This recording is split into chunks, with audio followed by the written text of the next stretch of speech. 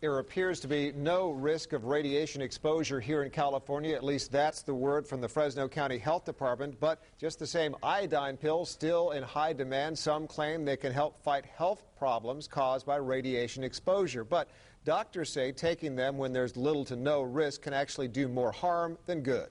It's very useful when there actually is a real risk of nuclear contamination, and we're not at that situation right now. Doctors say the best thing to do is stay informed. Now, earlier tonight, I spoke with Valley Congressman Devin Nunes on the phone. He says despite the tragedy in Japan, the United States still needs to move forward with more nuclear reactors. He also tried to reassure Valley residents that there's no threat of nuclear contamination here in the Valley. I just want to make sure that people in the Valley don't run out and buy iodine pills. There is no chance of any radiation reaching the West Coast and the San Joaquin Valley.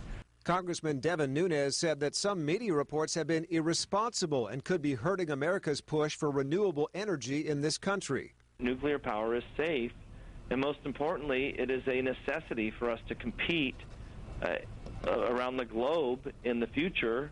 We're going to have nuclear power. That's just the fact. This week, President Obama seemed to agree.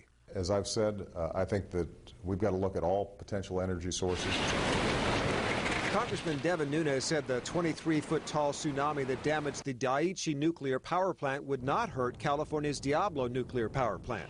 Let's not forget that Diablo nuclear power plant, those reactors are 100 feet above the ocean floor. If there is a 100-foot tsunami, the last thing we need to be worried about is Diablo nuclear power plant, because all of Los Angeles all the way to Las Vegas will be underwater. I asked the congressman if he's open to the possibility of a clean, safe nuclear power plant here in the Valley. If the Valley can play a part in that, we should. We actually have brackish water on the west side that cannot be used for agriculture that could be used to cool the plant.